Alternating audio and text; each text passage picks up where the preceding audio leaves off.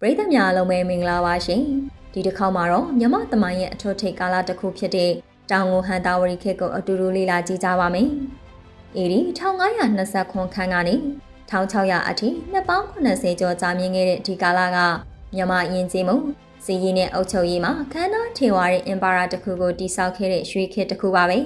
ဒီခေတ်ကမြမသမိုင်းမှာတနိုင်ငံလုံးကိုစီလုံးညီညွတ်စေခဲ့တဲ့အချိန်ဖြစ်ပြီးယနေ့မြန်မာနိုင်ငံရဲ့နယ်နိမိတ်ကိုယ်တော်ကျော်လွန်ခဲ့တဲ့အင်အားကြီးမားမှုကိုပြသခဲ့ပါတယ်။ပကံခေတ်ပြည့်စည်ပြီးနောက်မှာမြန်မာနိုင်ငံကအင်အားကြီးတဲ့ဗဟိုအုပ်ချုပ်မှုမရှိဘဲတနေတမင်းစနစ်နဲ့အကွဲကွဲအပြည့်ပြည့်ဖြစ်နေခဲ့ပါတယ်။အင်ဝါမျိုးကိုဗဟိုပြုထားတဲ့မြန်မာတွေဟာအောက်ပြည်ကမွန်လူမျိုးတွေရဲ့ရန်စစ်မြောက်ပိုင်းကရှမ်းစော်ဝါတွေရဲ့တိုးချဲ့လာတဲ့အင်အားနဲ့ရင်ဆိုင်နေရချိန်မှာတိုင်းပြည်ကအားနည်းနေခဲ့ပါတယ်။ဒီလိုမရေရာတဲ့ကာလမှာအင်ဝါရဲ့လက်အောက်ခံမျိုးဖြစ်တဲ့ကေတုမတီတောင်ကိုကနေတမိုင်းကိုပြောင်းလဲပေးမဲ့ခေါင်းဆောင်တွေပေါ်ထွက်လာခဲ့ပါတယ်။အဲဒီခေါင်းဆောင်တွေထဲမှာမင်းကြီးညိုကတောင်ကိုခေရဲ့အခြေခံအုံမြစ်ကိုစတင်ချပေးခဲ့သူပါ။သူကအင်းဝရဲ့လက်အောက်ခံအဖြစ်ကနေတောင်ကိုအင်အားကြီးတဲ့ဗဟိုချက်အဖြစ်တည်ဆောက်ခဲ့ပြီးမြန်မာနိုင်ငံအလဲပိုင်းကိုစူးစီးနိုင်ခဲ့ပါတယ်။မင်းကြီးညိုလက်ထက်မှာတိုင်းပြည်ကတစားတစားအင်အားကောင်းလာခဲ့ပြီးသူရဲ့သားတော်တပင်ရွှေထီလက်ထက်မှာတော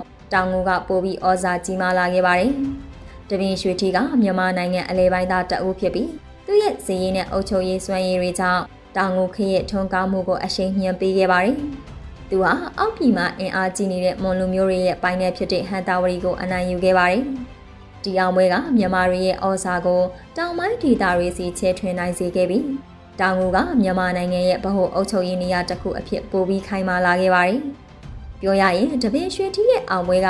မွန်တွေရဲ့အင်အားကိုထိန်းချုပ်နိုင်ခဲ့ရုံသာမကပဲ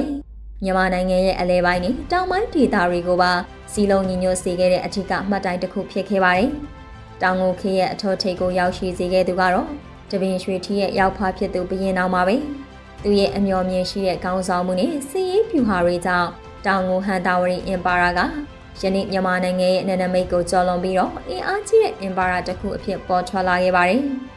ဘုရင်တော်ကမဏိပူရအနောက်ဘက်ကနေထိုင်းနိုင်ငံရဲ့အယုဒ္ဓယအရှေ့ဘက်အထိကချင်ပြည်နယ်မြောက်ဘက်ကနေကော့တောင်တောင်ဘက်အထိကျေပြန့်တဲ့နယ်မြေတွေကိုသိမ်းပိုက်အုပ်ချုပ်နိုင်ခဲ့ပါတယ်။သူဟာမွန်လူရဲ့ဟန်တာဝရီကိုသိမ်းပိုက်ပြီးနောက်ကမ္ဘောဇတာရီနန်းတော်ကိုတည်ဆောက်ခဲ့ပါတယ်။အဲဒီနန်းတော်ကတောင်ငူဟန်တာဝရီခေရဲ့အုပ်ချုပ်ရေးနဲ့ယဉ်ကျေးမှုဗဟိုချက်ဖြစ်လာခဲ့ပြီ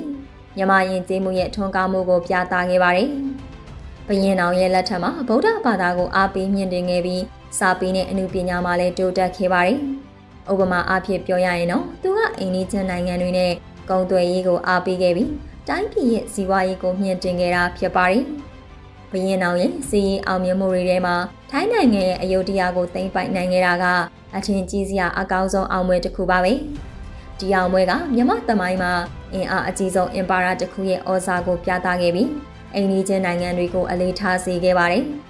ဒါပေမဲ့ဘုရင်တော်ရဲ့အင်ပါယာကသူ့ရဲ့ကိုယ်ပိုင်အမျှော်မြင်နဲ့ခေါင်းဆောင်မှုပေါ်မှာပဲမှီခိုနေခဲ့တာကြောင့်သူရဲ့စက္ကန့်သူတွေမှာဒီအင်ပါယာကိုထိန်းသိမ်းမှုစိန်ခေါ်မှုတွေရှိလာခဲ့ပါတယ်။ဘုရင်တော်ရဲ့တာတော်နန္ဒာဘုရင်လက်ထက်မှာတော့တောင်ငူဟန်တာဝရီအင်ပါယာကတဖြည်းဖြည်းအားနည်းလာခဲ့ပါတယ်။ဘုရင်တော်လိုအမျှော်အမြင်နဲ့ခေါင်းဆောင်မှုမရှိခဲ့တဲ့နန္ဒာဘုရင်က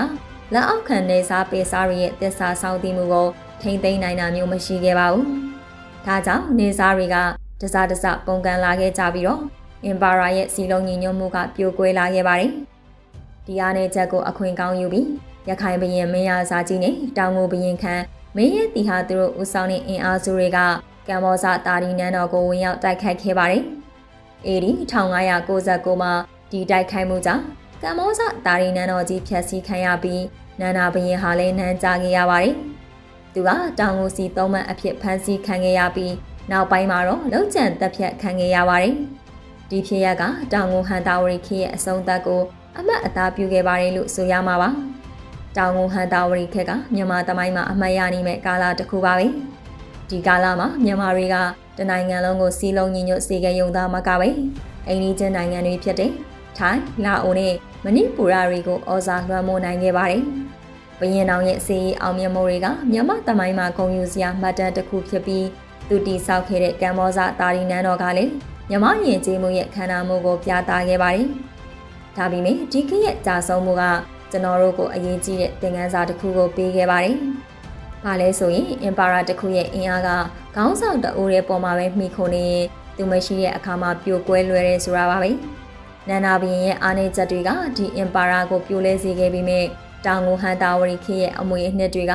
မြမတမိုင်းမှာအမြဲတမ်းဂုဏ်ယူစရာအဖြစ်ကြန့်ရှိနေမှာပါ။ပြောရမယ်ဆိုရင်တော့တောင်ငူဟန်တာဝရီခေတ်ကမြမတမိုင်းရဲ့ရွှေရောင်ခေတ်တစ်ခုဖြစ်ပြီးမင်းကြီးညိုတပင်ရွှေထီနဲ့ဘရင်နောင်တို့ရဲ့ခေါင်းဆောင်မှုတွေကြောင့်မြန်မာနိုင်ငံကအင်အားကြီးတဲ့အင်ပါရာတစ်ခုအဖြစ်ထွန်းကားခဲ့ပါတယ်။ဒီကာလရဲ့စီးရင်ယဉ်ကျေးမှုနဲ့စီးပွားရေးအောင်မြင်မှုတွေကလည်းဒီနေ့ထိကျမတို့ရဲ့အစိပ်ပိုင်းတစ်ခုဖြစ်နေသေးပါပဲ။